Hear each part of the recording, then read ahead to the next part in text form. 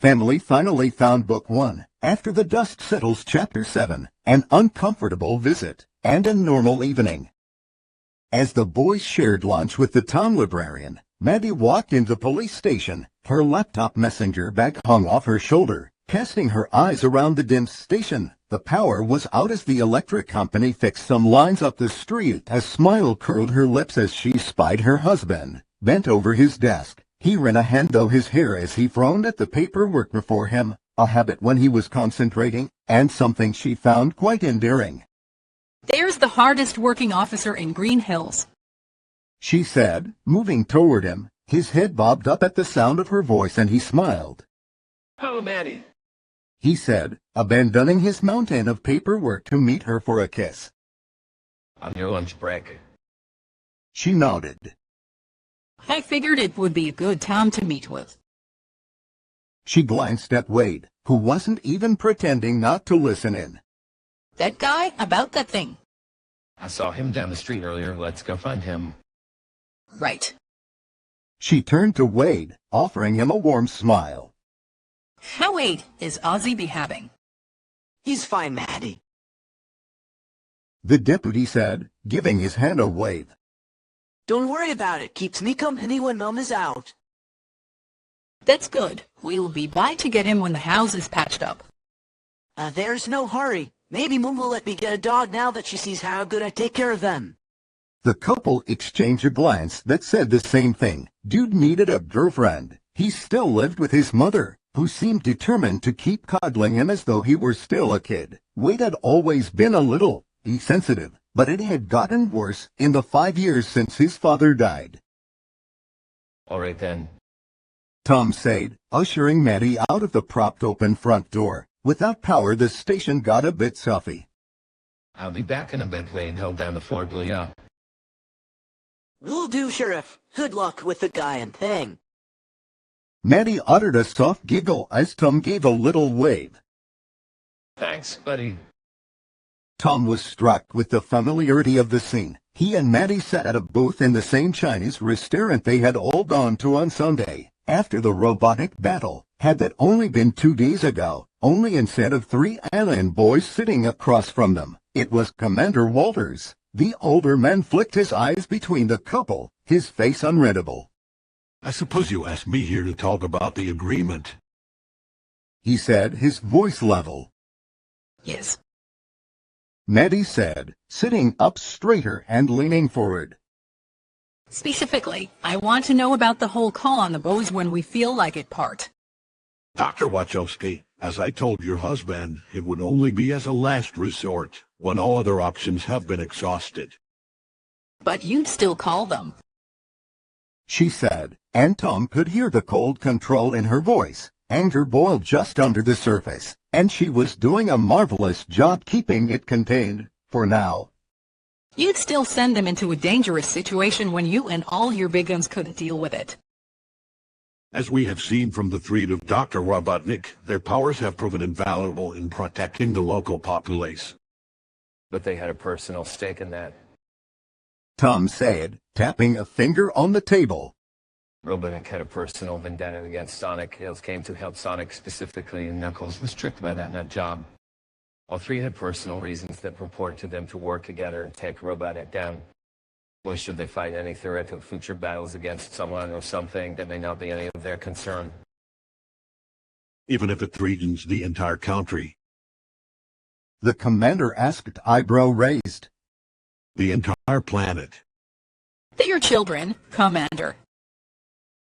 Maddie said, shaking her head. The cold tone of her voice had been replaced with a calmer, more pleading volley.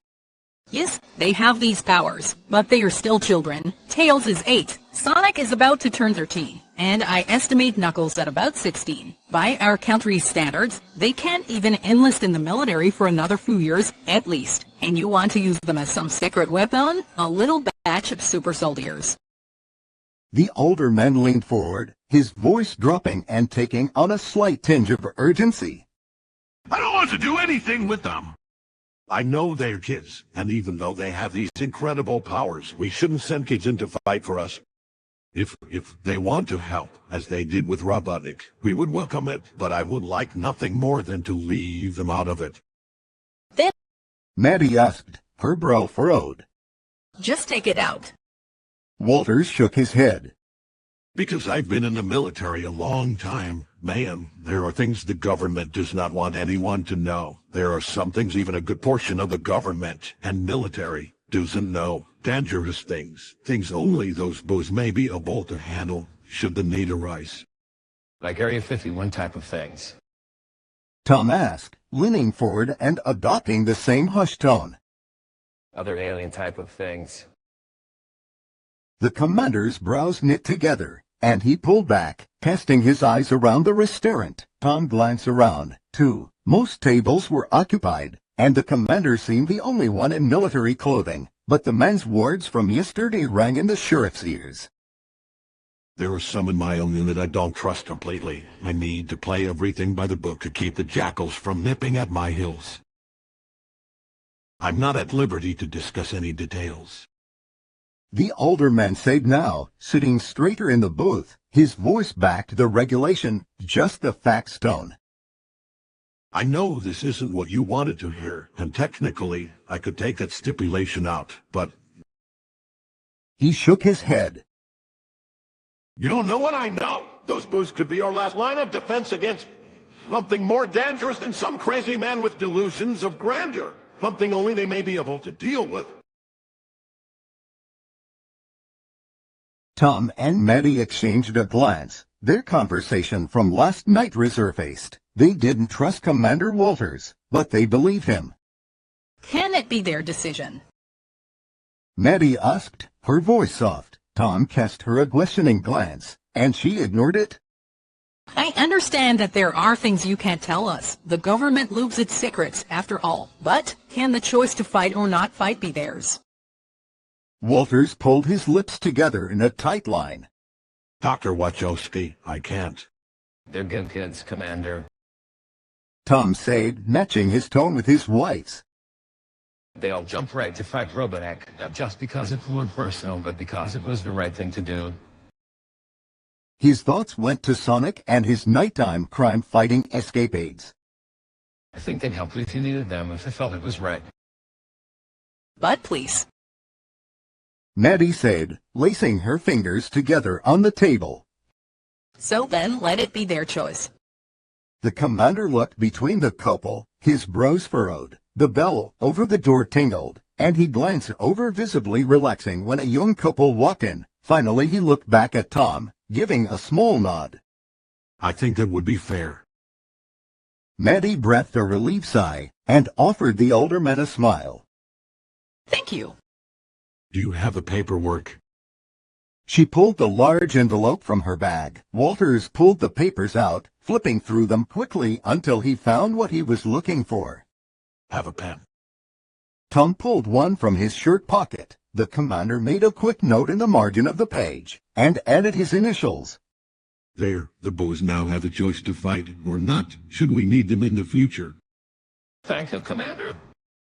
Tom said, holding a hand out. The commander took it and gave a quick shake, cocking an eyebrow. I hope your faith in those boys is well placed, Sheriff, because if you're wrong, things could turn very bad. Well, that's only if whatever big that you're talking about shows up. The sheriff said, taking his hand back. Try to be more positive. Hoping for the best isn't what the military does, Sheriff. Walters said, pushing himself out of the booth. We prepare for the worst and pray it's enough. I'll let you to finish filling out those papers. Drop them off with me when you're done. With a final nod, the commander of gun walked away. Tom turned to his wife, who was fidgeting with the pen. That went pretty well, I think. She nodded, a sad smile on her lips. I feel like we just volunteered the boys for something horrible, and now they have a ticking clock above their heads. We just don't know when it's going to go off. Maddie.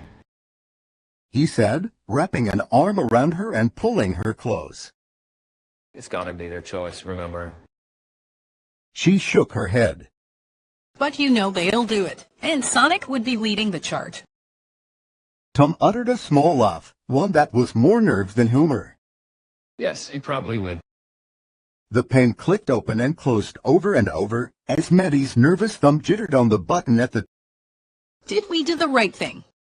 The sheriff sighed, running a hand down his face. Maddie, sometimes there is no good choice, no right thing. Sometimes all you can do is the less wrong thing. She thought quietly for a few seconds, before nodding. Yeah, I guess you're right. She uttered a shaky sigh. But hey, like you said, maybe nothing will happen and we'll never hear from Gunn again. Yeah, maybe. Tom said, watching as she pulled the papers together. Truth be told, this whole situation sucked. Tom could all too easily picture Sonic, determination etched on his furry face, eagerly running toward whatever horrible enemy Walters had alluded to. Because the boy fancied himself a hero, Tails would run right after him, and Knuckles would likely jump feet first into the fray as well.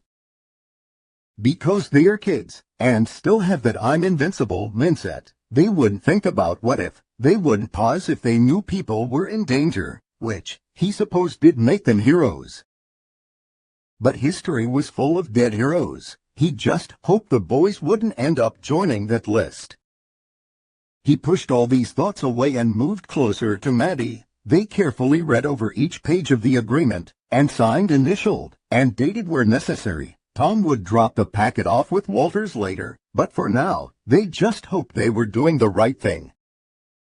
Later in the afternoon, the boys in question were back in the forest, walking deeper and deeper through the trees. Knuckles was again struck with how similar it felt to home, and breathed deep of the familiar sense. He shifted the bag of library books on his shoulder. It wasn't heavy, just awkward. Between that bag and the one containing the emerald, he walked with a slightly lumbering gait. Where are we going? Tails asked. He alternated between walking and hovering behind Sonic. We're getting pretty far away from town. The hedgehog was unusually quiet, and when he spoke his voice was soft. I'm gonna show you where I lived before Tom and Maddie took me in. He uttered a humorless laugh. I don't really know why. It just seems like I should. We're going to your cave. Tails asked, his voice just as soft. Sonic nodded. Oh, well, we don't have to if you're not up to it. No? The blue boy said, hopping over a down tree. I want you to see it. They walked in silence for a few minutes, and Knuckles tried to interpret the hedgehog's current mindset. He sounded unhappy to be leading them to his previous shelter, so then why take them at all? There didn't seem to be any other emotions entrenched in the boy's words, no sharpness to indicate anger or insult. He did not cast any looks at Knuckles, and seemed focused solely on where he was leading them. But why? The Echidna finally asked, his confusion getting the better of him. You do not seem to want to. Why take us where you do not want to be?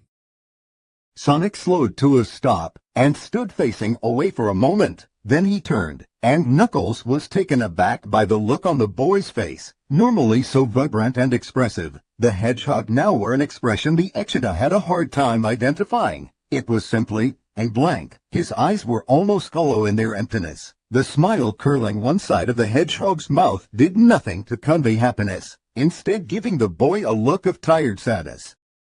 Because it was my home for a long time. I want you to see it. He turned and began walking again, and behind him the fox and Echidna exchanged a glance. Tails gave a small shrug and followed Sonic, with an even more confused Knuckles trailing after. Sonic watched his feet as he drew ever closer to the cave he had called home for the better part of 10 years. He knew these woods like the back of his hand, and could traverse them blindfolded. Actually tried it once, in fact, which had been more difficult than the expression suggested. Stupid saying, really. Why exactly was he leading Tails and Knuckles to his old cave? It had made sense back at the library. Show them the place where he'd essentially grown up. He'd shown them practically everywhere else in Green Hills, so it made sense to end with his old home before heading back to his new one.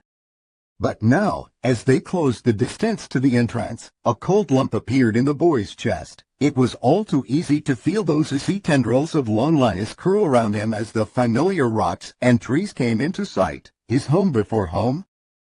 Here we are. He said, and his voice sounded flat to his own ears. He didn't turn to check on the others. He could hear them right behind him. The hole leading down to the cave gaped at him, like a dirt-covered mouth in the rocky mound. He'd had a nightmare once where the entrance actually did turn into a mouth, wanting to eat him whole. It was stupid, but ever since then he had tried to simply jump in without thinking about it too much. Now he stood at the entrance, peering into the dark. He twisted his ears to catch any sounds from below, as he had once returned to find a badger making itself at home among his things. It had not been easy to remove, and left him with a few scars beneath his fur.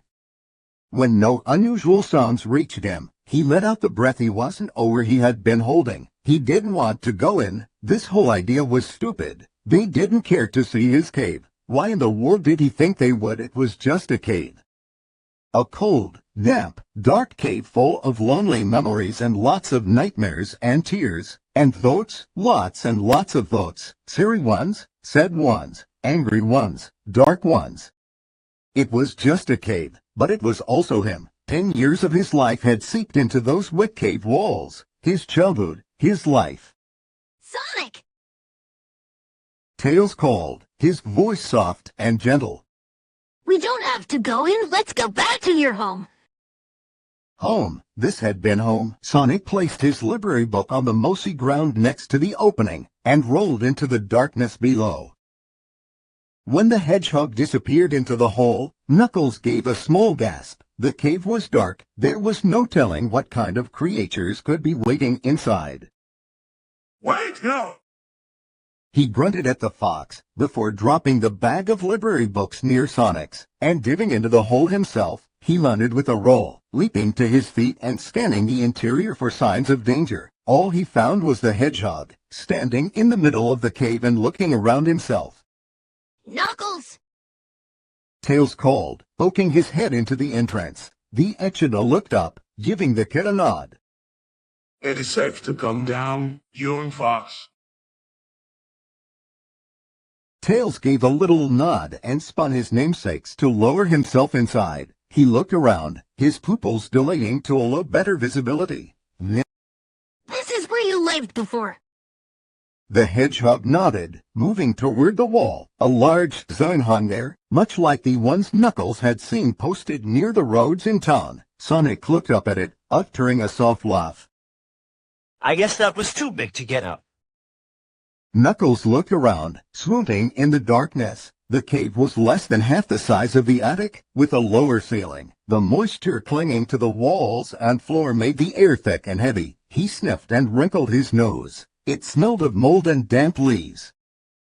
But, he must admit, it was an effective shelter, easily defended. Only one entrance, rock walls, and likely missed if you didn't know exactly where to look for it. In terms of safety, it was a good choice. A well-hidden burrow, Sonic. The Echidna said, nodding. It must have kept you safe from your enemies during your time here.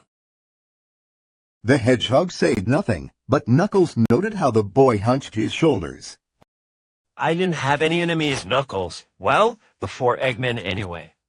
His voice was soft, without emotion. No one knew I existed. I didn't have anyone. Tails exchanged another look with the Echidna, before looking back at Sonic. Knuckles hunched his own shoulders, cursing his foolish mouth. The hedgehog was obviously uncomfortable, and being here had brought back some hard memories for the boy. His life had been like Knuckles. He had had to fight or evaluate every situation for danger or attack. This cave wasn't a one-night resting place, meant to keep the boy safe from would-be attackers before he moved on. It had been his home, for years, this little space. That was dark and wet and so isolated from everything. It wasn't a home, it was a prison. One the hedgehog could leave at will, but a prison nonetheless. Again the events of that day those many years ago bobbed to the front of Knuckles' mind. The reason why Sonic had been sent here. The reason the boy had been alone for all that time. The Echidna opened his mouth, reaching a hand toward the hedgehog. What could he say? He didn't want to make things worse. He closed his mouth and pulled his hand back. Tails glanced at Knuckles, watching as the older boy seemed to want to say something to Sonic. Before thinking better of it, the Echidna rubbed an arm with his other hand. Looking embarrassed and troubled, the kid turned toward the hedgehog, who wasn't looking much better. The blue boy stood with his head lowered, shoulders hunched. He couldn't see the older boy's face, but his body language indicated pain, sorrow. Tails' chest tightened at the sight of his hero, the boy who didn't seem afraid of anything, hurting so badly. So, He said, his voice echoing off the stone walls to be louder than intended. my monitoring equipment couldn't see and hear. What did you do for fun? Sonic stood silent for a moment, before turning toward the kid with a shrug. Oh, the usual things any super cool guy would do in his man cave. He said, waving a dismissive hand and sounding a little too perky. Played video games, rocked out to music, challenged myself at ping pong, read comics, that kind of stuff. Tails curled his lip in a smile. Maybe if he could get Sonic talking, remembering the fun times, things would get better. Maybe this strange air between the older boys would dissipate. Sounds cool. Oh, super cool. The hedgehog nodded. A smile spread across his muzzle, making the one on Tails' lips falter. Sonic's was too wide, and didn't match the tone of his voice. No rules, no curfew, no annoying neighbors, no one to tell you what to do or kiss you goodnight or hug you after a nightmare or help rush through you for when you're quilling or just be there when you need to know you're not alone. He uttered a sharp laugh. Yeah, aside from the whole soul-crippling loneliness thing, living here was a dream come true for a kid. The kid winced, his ears flicking backward, a tail curled around to the front, and he stroked it with shaky hands. Was Sonic mad at him? He couldn't tell. The boy was obviously upset, but Tails couldn't piece together why. It had been his idea to come here. If it brought back such painful memories, why do that? Visions flashed through the kid's mind in a blur, but came to a sudden and jarring halt when the blue sparks began to jump across Sonic's wills. Tails remembered the burst of Poor Cho's energy that had reached all the way to his homeworld, the one that had alerted him to Sonic's existence, the one that had caused an 800-mile-per-hour outage here on Earth. Sonic's strong emotions had created that energy pulse.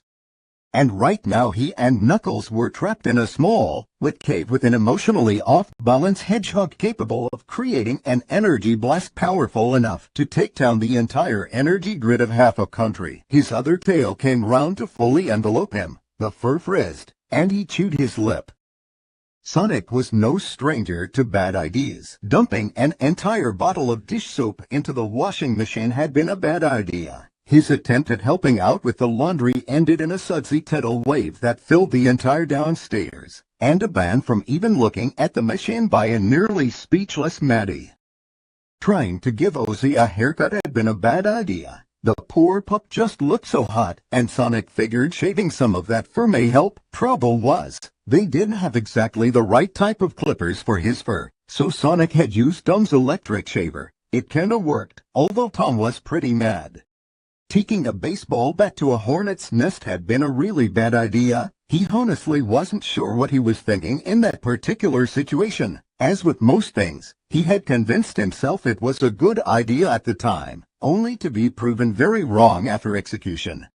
Which is what was happening now. Showing Tails and Knuckles his cave had seemed like a good idea, but now, right this very minute, he cursed himself for even entertaining the thought. Memories floated back to him, dredged up by simply being here again. He had come back here more than a handful of times since he moved in with Tom and Maddie, and each time seemed harder than the last. The most recent time had been about 5 months ago, when he had been feeling brave and embarrassed by the effects of the previous visits. What was he so upset about? It was just a cave. He'd lived there for years. What was the big deal? That was his first mistake. His second mistake had been to go in the middle of the night. He'd had that dream again, the one where he awoke and found the attic empty, all his things just gone. Hurrying downstairs, he'd found Tom and Maddie in the kitchen, looking surprised to see him. What's going on? He'd ask, panic twisting inside his chest. All my stuff is gone. The couple exchanged a glance and gave him a look that seemed part pity, part boredom. We took it all back to your cave, where you belong. Where I? The panic tightened, threatening to suffocate him. The words came out choked and broken. Don't you want me anymore? Maddie gave a little giggle as Tom shook his head. We were just being nice to let you stay here. The word echoed through Sonic's mind as the couple stood there and looked upon him with amused grins. Pet. They didn't need another pet, and they didn't really care about him, and they didn't love him, and everything they had done up to this point had been them essentially taking care of some stray they found and brought home. And oh, his chest hurt. He couldn't breathe. He was dying. Run. He needed to run. And so he did, as fast as he could, back to his cave, where all his things had been unceremoniously tossed back inside in a heap of discarded, unimportant junk, which seemed a pretty fitting expression of how he felt at the moment. Discarded, unimportant junk. His dreams of having a home, a family shattered, back where he began, but this time, this time he knew how it felt to be wanted, to be included, to be welcomed, to have a home with people who cared about you. But it was gone. They didn't care. They didn't want him. They threw him out. They didn't love him. And so he stood in the heap of his 10 years of scavenging, looking upon the trash he'd collected and decided he was part of it. Trash. This was his home. This underground junk pile. This was where he belonged. And he had screamed, hands curled into fists so tight his claws tore through the fabric of his gloves, digging into the soft meat of his palms. That familiar, yet somewhat scary energy sparking through his wills and jumping to anything close by. More and more it built inside him, changing from electric blue to blinding white as he let loose all the emotions in his heart. Anger, sadness, disbelief, loneliness, and pain. So much pain. Over 10 years of pain. He screamed until his vocal cords felt hot and raw, but still the energy built. Cheeks soaked with tears, he crumpled to his knees, mouth open and chest hitching in wheezing sobs. His chest hurt, his ribs itched, his lungs burned. And the energy grew. What started as a tingle, like a chill running up his spine, turned into a heat, a great raging fire, feeding off his emotions. Sobs barked past his raw throat, and he cried, seemingly no end to his tears. Sucking in a deep breath, he threw his head back, forcing a new scream from his lungs, one filled with rage and pain and the unending emptiness of a little boy lost, left alone by those who promised to care for him. He hated them all, and the energy that had built inside him, that had swollen to the point of no return, finally released, in a blinding white flash that felt like he was turning inside out, his skin hot and feverish. And it did more than knock out power grids and electric transformers and the passing satellites in orbit. It obliterated everything, every living thing. Except him. He was still alive, only now he was really alone, completely alone, the only living thing in a shared wasteland. And he was so sorry. He didn't mean to do that. Please someone, anyone, don't leave him alone. He had awoken with tears on his cheeks, hitching in quick, shallow breaths. It took a few seconds for his eyes to focus, but finally he recognized where he was. In the attic, with all his stuff. Tom's snores drifted up through the vent, and he heard Maddie's soft voice say something before they waited. A normal night, just like all the other nights before, as though nothing were wrong. Decisions in the dead of night, especially after a particularly traumatic and terrifying dream, were hardly what you would call well thought out. But that night, Sonic decided to go to his cave and prove to himself that, despite seeing all his things still occupying the attic, it was truly empty, that he did not belong there, that it did not still symbolize his fears and sadness from long ago. And so he had gone, running the familiar path to his former home. He'd rolled through the cave's mouth. It's not really a mouth. Don't think of it as a mouth. He thought as he stood in the middle of the floor, almost daring the space to hurt him. At first, he had done fine. It was just rock and dirt and moss, Nothing more. Some small animals had taken shelter in it, and they scurried into the darkest corners at the sudden appearance of a preteen hedgehog in the middle of the night. Just a cave. And then his mind had betrayed him. Memories flashed, bringing with them the emotions that twisted the hedgehog's heart and tightened his chest. Loneliness, sadness, guilt, anger, pain. He swayed on his feet, dizzy with the sudden physical reaction to them. It was as if the walls were saturated with the psychic imprint of these feelings, and just standing here drew them out, seeping into Sonic's skin, reminding him they were still there, they would always be there, or as if the cave itself was the physical embodiment of those emotions, and more than eager to leach them back in. The Sonic from 5 months ago had burst into tears, panic tightening his chest, threatening to close his airway, and scrambled for the exit as the first sob climbed out his throat. He had run home, faster than before, and gone straight to Tom and Maddie's bedroom door. He rapped his knuckles against the wood a little too hard for the time of night, and called their names. Movement inside, and the door opened with a worried Maddie on the other side. He collapsed into her, managing something about a bad dream through his hitching sobs, and then Tom was there, picking him up and carrying him to their bed, whispering soothing words into his ear. It had taken him a while to calm and fall back asleep, nestled between these two people who really did care about him, who really did love him. That was the last time he'd been to the cave. Until now. And right now, Sonic cursed himself for coming here. Tails and Knuckles were standing behind him. He could feel their eyes on his back. This had been a mistake. Why had he been so stupid to bring them here? The cave closed in around him. Those familiar, yet hated, emotions choking him like thick smoke. Chest tightening, he couldn't breathe. Air refused to move past his throat, into his lungs. His chest moved, mouth opened and closed, but he could not breathe. Energy sparked and jumped from his pools, and still, he could not breathe. He turned, and found Knuckles pulling Tails behind him, backing toward the cave entrance. Sonic reached for them, patting his throat with his other hand, miming what he hoped they'd recognize as the "I can't breathe" gesture. The edges of his vision darkened, and panic laced his fingers into his mind. He'd felt this before, in the floated temple. Droning, it felt like he was droning. He can't breathe. Tails said, his voice high-pitched with fear. Knuckles, he can't breathe. Why?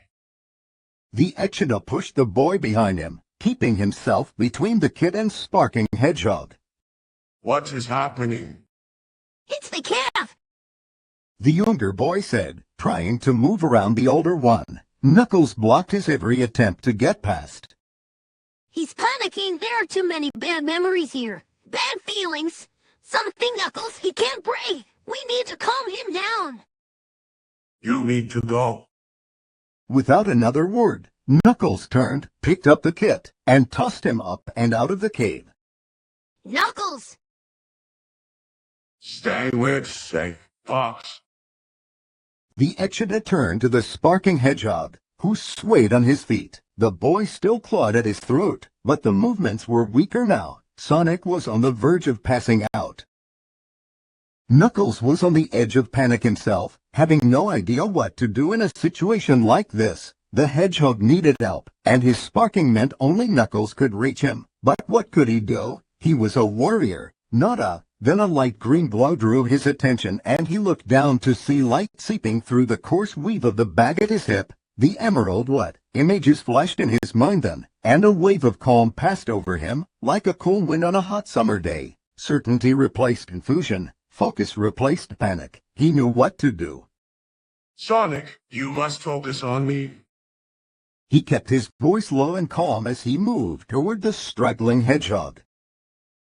Think of nothing else. Focus on my voice. The younger boy's eyes opened wide in alarm as Knuckles approached, and now his hands moved to a stay-back gesture. I will not harm you. He paused, registering the way Sonic backed away. No, you think you will hurt me with your energy? The blue boy gave a short nod. You will not hurt me, Sonic. You must focus. Taking slow, deliberate steps, Knuckles kept walking toward the panicking hedgehog. Sonic tried to focus. He really did. But what he needed more was air. The more panicked he became, the more he sparked, and the more worried he'd hurt someone unintentionally, which kicked the panic up another notch and started the loop over again. And now Knuckles was coming closer. Even though they had tussled using their full power-up modes, he did want to take a chance that he may hurt the Echidna in his frenzied state. Focus on my voice. The older boy said again, moving ever closer. Why did he seem so calm? Clear your mind. Focus on nothing but me and my voice. Close your eyes and listen. That wasn't going to be an option soon. The dark edges of Sonic's vision were growing. He stumbled to his knees, his eyes drooping. Hear me, hedgehog?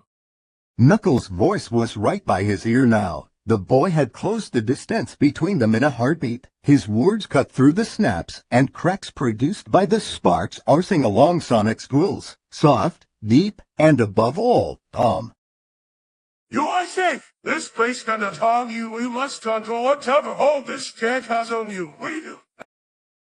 A large hand appeared on each shoulder. You have people who care for you and hold you close to their hearts. See your face in your mind. Your donuts and fraternity. Sonic pictured them, smiling and laughing over pancakes in the morning. The fox, Tails.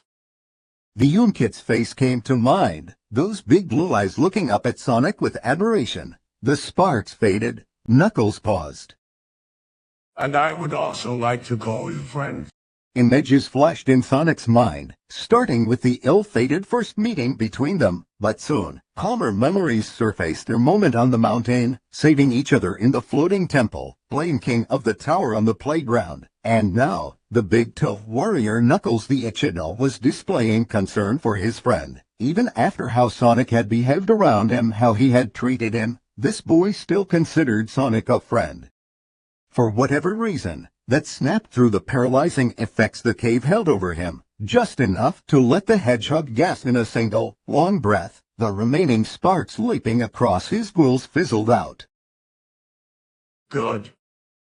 The Echidna said, a smile in his voice. So easy.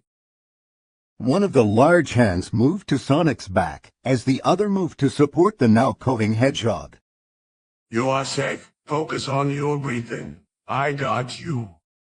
Knuckles! A voice called from the entrance, and Sonic looked up to see a fox head pop into view. Is he okay? He is breathing again. The Echidna said, and gave the gasping boy a gentle pat on the back. He has done well to fight his foes. A soft flittering sound followed by a thump as Tails re-entered the cave. Then a small pair of arms wrapped around Sonic's middle, pushing the blue boy off balance. I was so worried about you, Sonic. I'm so glad you're okay. I'm okay, buddy, I'm okay. Sonic managed. Out of breath, he still felt a little dizzy. Let us leave this place. Knuckles said, getting to his feet. We have left the library books unattended for long enough. He glanced down at Sonic. And I believe Skullacari would be most unhappy if they were damaged on the forest floor. A hint of a smile curled the Echidna's lips. Yes, you're right. The hedgehog said, sharing a smile of his own. Should make me work it off. I think that sounds like fun. Tails said, helping Sonic to his feet. The older boy staggered, his breathing still uneven. Of course you would. Come on. Knuckles said, moving to stand with his back facing Sonic. Let us see the progress those men have made on the repairs to your home. He lowered himself to one knee. Sonic cocked an eyebrow, catching the hint. Nuts, I'm fine. I don't need a piggyback ride. The Echidna turned, his own eyebrow arched. Piggyback ride? The hedgehog pointed. I don't need to be carried. Oh. Knuckles said, his face clearing and nodding in his understanding. I have no intention of carrying you. Hedgehog, I will help you out of this cave, and then you may walk on your own. The blue boy furrowed his brow, his pride taking a hit. So, okay, he may have freaked out a teeny bit, and sure, may have almost passed out from his panic attack, but he didn't need carried out of here like some wicked. He was fine, well, better at least. Although his legs did feel a little wobbly, still, he wasn't sure he could walk, let alone jump well enough to get to the entrance. And he had to admit, this cave seemed to be like his kryptonite. Being here messed with him in just about every regard, mentally, emotionally, and physically. And even heroes needed some help every now and then. It didn't make them any less heroic, did it? I can flee you out, Sonic! Tails said, his voice quiet. If that's better. It wasn't, but being airlifted out seemed a bit less embarrassing. Sure, Tails, that'd be great. He turned to Knuckles. No offense, big guy, but that opening's a bit small. Don't want to risk cracking my skull because it's not big enough for both of us to fit through. You know. The Echidna nodded, returning to a standing position. I am not offended. I will go first, in case assistance is needed. And with that, Knuckles turned and walked toward the entrance, leaping up and out with little effort. Turned out, some assistance was required, as Tails had some difficulty maneuvering himself and a passenger out of the cave. Knuckles took Sonic from the fox, and carried the boy a reasonable distance away from the cave opening before placing him gently on the ground, leaning against a tree. The hedgehog felt a little embarrassed to be carried bridal style, or at all really, but neither boy said anything in that moment. Knuckles' only comment, Rest. came as he released Sonic, before going back to retrieve the library books. Are you sure you're okay? Tails said, wringing his hands together at his chest. I was really scared. Yes! The hedgehog said, the knot in his chest taking its good sweet time to loosen. I'm okay, Tails. He paused, his voice softer. And to tell you the truth, so was I. We will go after you have regained your strength. Knuckles said, sitting hard against a tree a few yards away. He turned his head, not looking toward the other two. Tails looked back at Sonic. It's a good thing Knuckles was there. I wouldn't know how to find your parents if it was just you. The hedgehog flicked his eyes to the fox, before looking away just as quickly. That made three. The third time today Tom and Maddie were referred to as his parents. Why did everyone insist that's what they were? They were friends, his first real friends, who accepted him and actually wanted him around. Carl and Collie and Tails must have just been confused. Maybe they simply did one of those things when you said one word but meant another. It would be rude to keep correcting them, but just because he lived with two adults, who cared an awful lot about him, protected him and took care of him, made sure he was safe and fed and loved, that thought pushed forward again, more clear than it had been before. Or maybe you're the one who's confused. It said in whisper. Sonic cleared his throat, his chest had loosened, and he felt more himself, physically, anyway. Let's head back, He said, standing. To his relief his legs held him without shaking. Maddie's probably on her way home. They walked back toward the house, Sonic leading the way, his mouth on autopilot as he and Tails chatted about the other animals that lived in the forest, Earth seasons, and the feasibility of teaching the fox how to spin dash. The hedgehog glanced back, noticing how Knuckles trailed behind, his face furrowed in thought. Sonic could relate, his own mind still mulled over that new thought that had whispered to him not long ago. The boys arrived back at the house just as Maddie pulled into the driveway. They were all surprised to discover the workmen had not only closed the gun hole in the outside wall, but had also repaired the small hole on the inside wall as well. Fresh patching mud glared bright white against the rest of the painted wall, but would easily be covered with a new paint job. Sonic blew out a long whistle. They worked fast. Maddie nodded, admiring the patch. And looks like they did a good job. She found a note on the kitchen island as she slid the laptop bag off her shoulder. Also, it looks like they're done with the bulk of it, and are now just waiting for the siding and correct windows to come in. Might take a few days. I think we can live with that. The hedgehog said, hopping onto a stool at the island. How was work? Maddie sighed, pulling some juice boxes out of the fridge and passing them out. Mrs. Winchester brought her high-strung poodle in for a teeth cleaning. Sonic chuckled, poking the straws into each juice box before handing them back to the fox and Echidna. The two had worn identical expressions of confusion at the little container. Muffy, I take it everyone counted all their fingers afterwards. She nodded with a smile. Thankfully, everyone still had the same number they came to work with. She glanced between the boys. How was your day? Have fun. The blue boy took a deep drag on his juice box, the memory of his panic attack still fresh.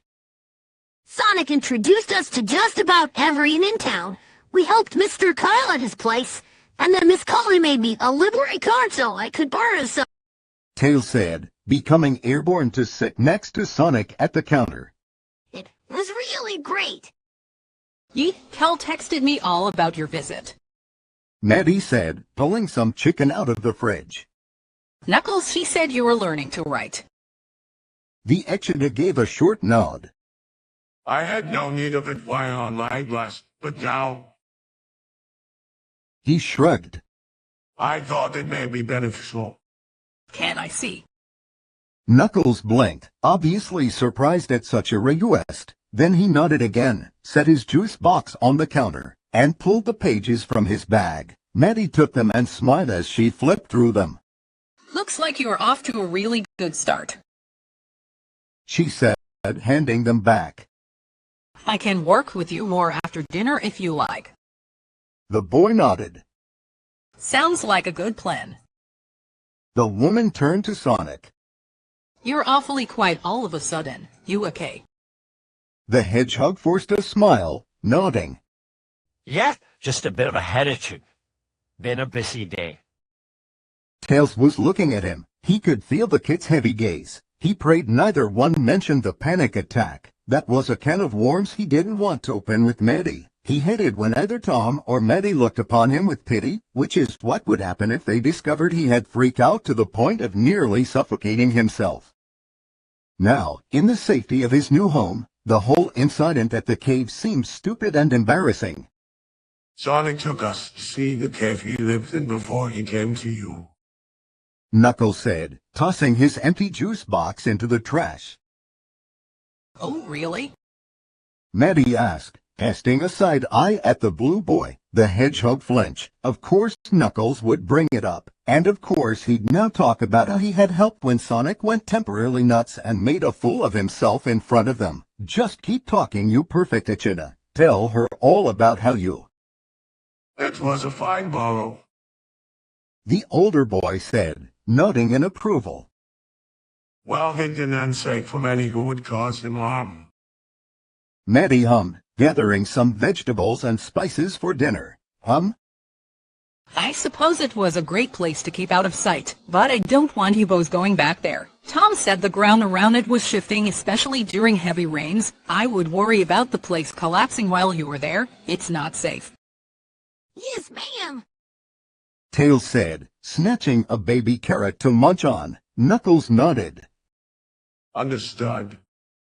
And that was it. No one mentioned the panic attack, or how he had nearly passed out, or anything that had happened there. Sonic turned and looked at Knuckles, who gave him a barely noticeable nod as the older boy walked toward the stairs.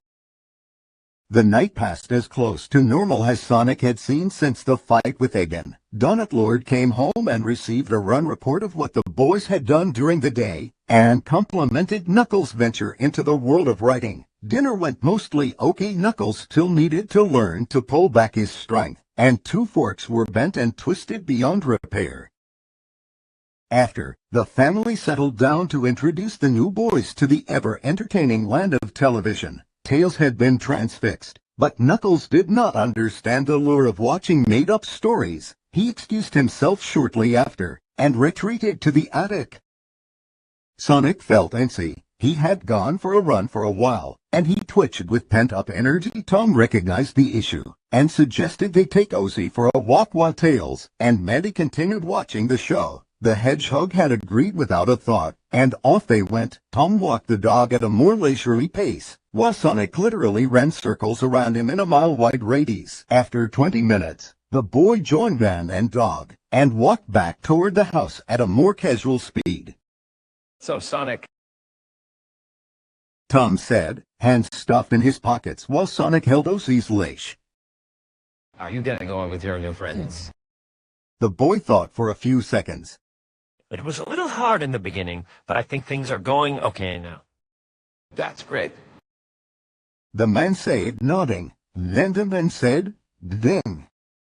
Because according to government, Penny and I are your guardians now. There's two. Sonic blinked. Wait, what?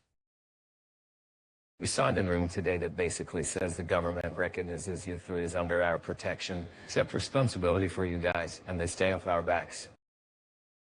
The smile on the man's face twitched for a second. Then he sighed and shrugged. Now that's it. Right? The hedgehog frowned, his brow furrowed. Then why sign any agreement at all, I mean, if it doesn't change anything? Tom shrugged. Sometimes it's nice to kind of make things official, and this way you guys are safe from the government justice would need to take you to Area 51 or something whenever they feel like it, according to this agreement to you guardians. Sonic bit his lip. Guardians, that's another word for... At last. Tom said, climbing the front porch stairs. Do you want to watch something tonight that's not technically movie night, but I think we can make an exception. The hedgehog shook his head, a small smile on his lips. Nah, I think I'm gonna go check on Knuckles, and then maybe look at my new book until bed. I'm kinda beat. Tom nodded, ushering Ozzy into the house. All right, Sonic, let me know if you change your mind. Knuckles. Sonic called as he stepped into the attic. The older boy was curled up under his blanket, a perfect echidna burrito. Knox, you awake. Movement and the blanket unfurled to reveal the galaxy's greatest warrior. His brows pulled into a thoughtful knot. His hands clutched the emerald's bag. I am what do you need? Sonic sat cross-legged on the floor in front of Knuckles' mattress.